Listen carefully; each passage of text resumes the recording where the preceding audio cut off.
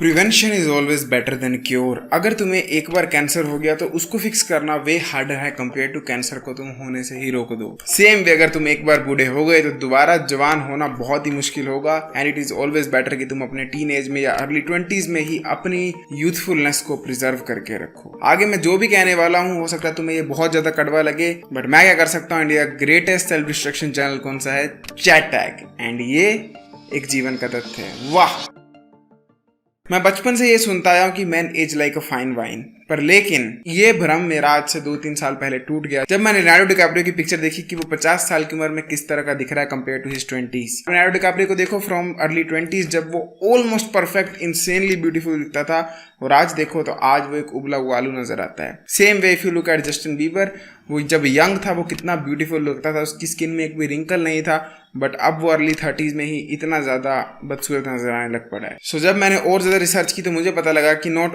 All man age like a fine wine. And इस पर मैंने एक वीडियो भी बनाई थी, you can check it out by clicking here. तो अगर मैं सिंपल वर्ड्स में उस वीडियो को समराइज करूं तो मैं इतना ही कहूंगा कि you will only age like a fine wine अगर तुम वाइन पहले बन जाओ। वाइन कैसे बने, let us talk about that. Number 1, sleep. अगर तुम स्लीप को अपना पूरा नहीं करते हो, जो कि 8 से 10 आवर्स की, तो तुम बहुत गंदा एज करोगे, क्योंकि जब आप स्लीप अच्छी नहीं लेते हो आपकी बॉडी में एक हार्मोन रिलीज होता है कॉल्ड कोर्टिसोल, जो कि स्ट्रेस को बढ़ाता है। And stress is the biggest killer of the skin collagen. Skin collagen एक ऐसा कंपाउंड है, एक ऐसा पदार्थ है जो कि आपकी स्किन की इलास्टिसिटी को कंट्रोल में रखता है। एक बूढ़े आदमी की स्किन सैगी हो जाती है, उसमें ग्लो खत्म हो जाता है और रिंकल्स पड़ जाते हैं। वेराज एक पैदा हुए शिशु की जो स्किन होती है उसमें एक पाउडरी वाइट पार्टिकल होता है। ये क्यों होता है? ये कोलेजन की वजह से होता है। जो बच्चा यंग है, पैदा हुआ है, उसकी स्किन में ज्यादा कोलेजन होता है कंपेयर टू एक बूढ़े आदमी की स्किन में, इसीलिए एक बूढ़ा आदमी का ग्लो खत्म हो जाता है, वेराज एक यंग मैन का ग्लो ज्यादा होता है। तो अगर तुम स्लीप कम ले रहे हो तो तुम अपने स्ट्रेस हार्मोन को बढ़ा रहे हो, जो कि इन रिटर्न तुम्हारा कोलेजन डिस्ट्रॉय करेगा, तुम्हारी आंखों के नीचे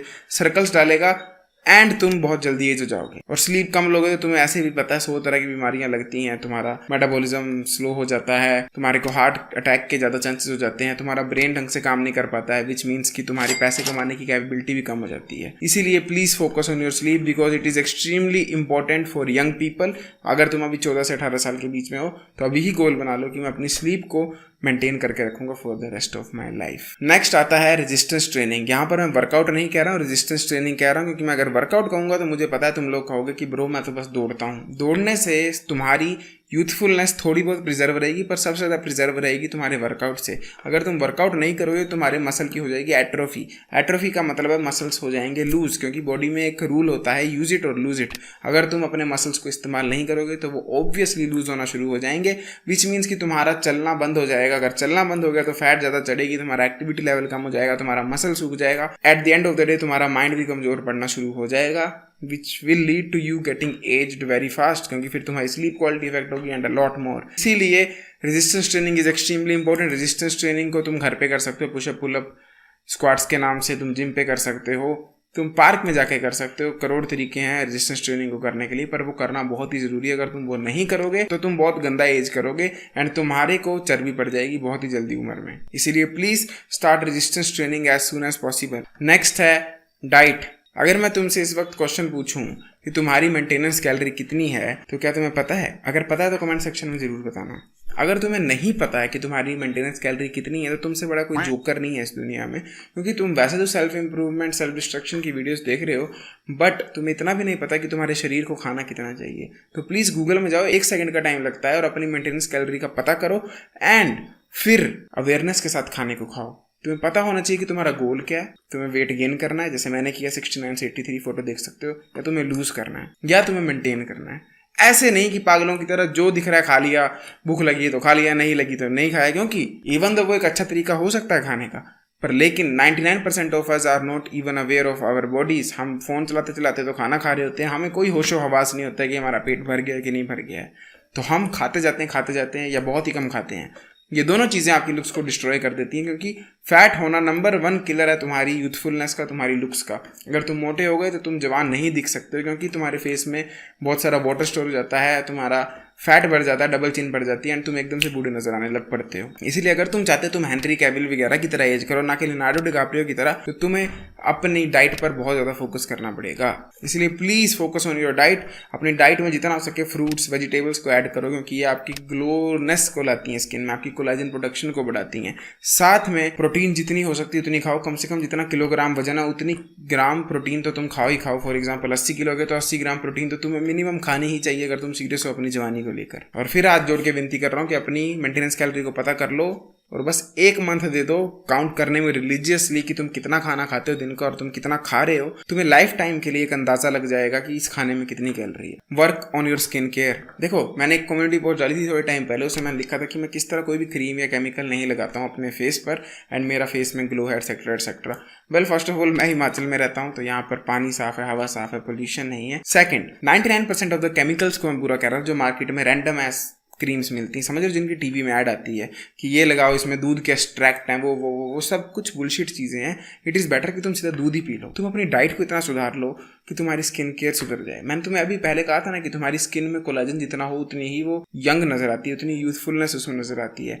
तुम ऐसा खाना खाओ जो कि तुम्हारी स्किन का कोलाजन बढ़ाता है। वैसा खाना क्या होता है? वैसा खाना होता है बहुत सारा फाइबर खाना, बहुत सारा विटामिन ए भरा खाना खाना, बहुत सारा कोलाजन प्रोटीन भरा खाना खाना। अगर तुम ये सब खा रहे हो अपनी डाइट में, दूध में इन्वेस्ट कर रहे हो, घी में इन्वेस्ट कर रहे हो, दही में इन्वेस्ट कर रहे हो, ये महंगी महंगी चीज़ें जो होती हैं जो कि आटे और चावल से महंगी होती हैं, अगर तुम इनमें इन्वेस्ट कर रहे हो इंस्टेड ऑफ क्रीम, तो तुम्हारी स्किन जो है वो 100 टाइम्स बेटर हो जाएगी उस बंदे से जो कि हजार की क्रीम को मुंह पर मल रहा है। इसीलिए तुम्हें बाकी सब चीज़ों को खरीदने से पहले सारा पैसा अपने शरीर में लगाना चाहिए, क्योंकि जैसा तुम्हारा पेट होगा वैसा ही तुम्हारा मुंह होगा। पेट में अगर अच्छा खाना जाएगा, सोचो ना तुम्हारे खून में अच्छा न्यूट्रिशियस फूड दौड़ेगा ना, तो वो तुम्हारी स्किन को भी ग्लो बनाएगा। इसीलिए फर्स्ट ऑफ ऑल इंटरनेट पे जाकर बेस्ट क्रीम या बेस्ट कंसीलर को देखने से पहले तुम बेस्ट फूड को कंज्यूम करो। अगर उसके बाद रिजल्ट नहीं मिलते then go for the doctors prescribed medicine. पर ये रैंडम ऐस दुकानों से क्रीम उठा लेना जिसमें लिखा है कि ये दूध बना देगी, ये आलिया भट्ट लगाती है, कियारा अडवाणी लगाती है, वो लोग नहीं लगाते, वो खाते हैं उन चीज़ों को, वो हेल्दी चीज़ें खाते हैं, बॉडी में डाइजेस्ट करवाते हैं एंड फिर वो मुंह पर निखार के आता है, ना कि वो मुंह पर रोज के पत्तों की बनी हुई क्रीम लगा रहे हैं। ये सब मजाक है। किसी में केसर डाल देंगे, किसी में कुछ, किसी साबुन में कोई खुशबू, सब कुछ केमिकल्स है। ये यूजलेस चीजें हैं। इट इज बेटर कि तुम वो चीजें खा ही लो जो कि तुम क्रीम में ढूंढ रहे हो। Hope you got my point. And last point है, please take care of your hairs. Hairs एक नंबर 1 चीज है जो कि तुम्हें चुटकी बजाकर ही बूढ़ा बना देगी। I mean look at Anupam Kher. Anupam Kher इतने जवान थे और उनको बाप के रोल मिलना शुरू हो गए थे क्योंकि उनके सर पर बाल नहीं थे। वेयर शाहरुख खान आज ऑलमोस्ट 55-60 को टच करने वाले हैं, येट स्टिल जवान एंड पठान मूवी में एक्शन हीरो का रोल प्ले कर रहे हैं। जस्ट इमेजिन उनको मेल पैटर्न बॉल्डनेस हो गई होती। अब तुम कहोगे रॉक भी तो है। हाँ है, पर रॉक का खोपड़ा देखा है कितना बड़ा है। बहुत रेयर लोग हैं जिन पर कंप्लीट बॉल्ड लुक सूट करती है। बॉल्ड लुक अगर कर ली किसी एक्टर ने तो फिर वो सिर्फ एक्शन मूवीज ही कर पाता है। वो फिर लव स्टोरीज वाली क्यूट बॉय वाले रोल्स को प्ले नहीं कर सकता। सो इसीलिए you need to make sure कि तुम्हारे बाल प्रिजर्व्ड रहें, हेल्दी रहें। बालों को हेल्दी करने के लिए तुम्हें अपना 100% ट्राई करना पड़ेगा, वो डर्मा रोलिंग करके, माइनॉक्सिडिल्स लगाकर। अगर मेल पैटर्न बॉल्डनेस हो रही है तो तुम पहले ही फिनेस्ट्राइड टाइप की गोलियां वगैरह जो मिलती हैं मार्केट में, डॉक्टर के पास जाकर काम करवाओ। There is a saying, very beautiful saying in hair industry कि अगर तुम्हें अपने सर पे गंजपन नजर आने लग पड़ा है, दैट मीन्स कि तुम्हारे 50% बाल झड़ चुके हैं। क्योंकि एक आम बंदे को पता नहीं लगता कि उसके बाल झड़ चुके हैं, एंड जब उसको पता लगता है तब उसके 50% झड़ चुके होते हैं। तो तुम इस भरोसे मत रहो कि मेरे को दिख नहीं रहा, थोड़े से तो टूट रहे हैं बाल। नहीं, अगर थोड़े से टूट रहे हैं you need to make sure कि तुम डॉक्टर के पास जाओ, देखो, अपना ब्लड वर्क करवाओ, चेक करो कि क्या इशू है। क्योंकि बाल रहने चाहिए भाई। अगर बाल चले गए तो एकदम चुटकी बजाकर यूथफुलनेस चली जाती है, जवानी खत्म हो जाती है। ट्रस्ट मी, अपने बालों को जितना हो सके उतना मेंटेन करके रखो। बाकी बालों के ऊपर मैंने पूरी प्लेलिस्ट बनाई इस चैनल के ऊपर, आप उसको जरूर चेकआउट करना अगर आपको कोई भी हेयर इश्यूज हैं।